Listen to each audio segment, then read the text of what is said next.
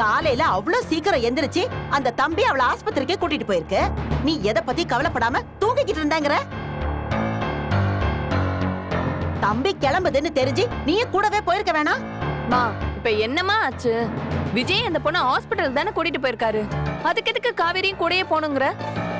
ஆமாம்மா, அப்படியெல்லாம் கூடவே போனா அவர் ஏதாவது தப்பா நினைச்சுக்க மாட்டாரா? நினைச்சுக்கட்டும். என்ன சந்தேகப்பட்டு வரியான்னு கேப்பாரா? கேட்கட்டும். பொண்டாட்டினா அப்படிதான் இருப்பான்னு தெரிஞ்சுக்கட்டும். அப்பதான் ஆம்பளைங்களுக்கு கொஞ்சமாவது பயம் இருக்கும்டி. இப்படி எல்லாம் இருந்தா அது வசதியா போயிடும்ல.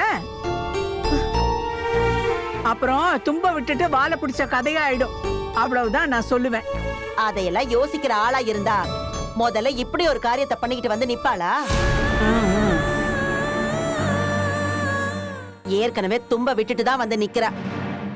இப்பவாவது சுதாரிப்பா இருப்பான்னு பார்த்தா தூங்கிட்டேன்னு சொல்றா. இவ்வளவு என்னத்த பண்றது நானு? ஒன்ன நினைச்சு நாங்க இங்க தூக்கம் இல்லாம இருக்கோம். நீ அசால்ட்டா தூங்கிட்டேன்னு வந்து சொல்ற.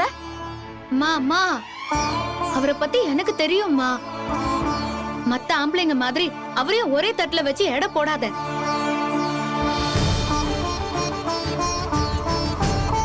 அவரை சந்தேகப்படுற மாதிரி பேசாத நேத்தே சொன்னேன்ல.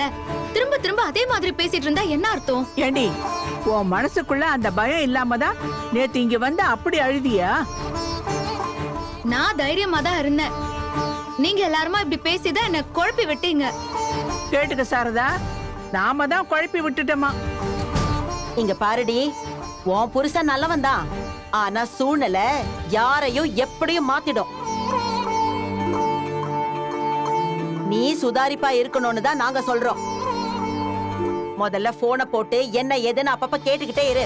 மா நான் பாத்துக்கிறேம்மா. என்னத்த பாத்தியோ போ.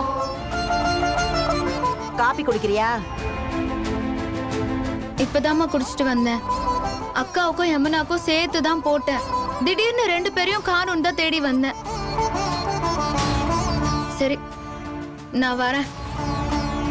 பார்த்து சூதானமா இருடி. சரி பாட்டி, நீங்க இவ்ளோலாம் கவலைப்படுற அளவுக்கு அங்க ஒன்னும் ஆகல. தைரியமா இருங்க. நான் வரேம்மா, வரேன் பாட்டி.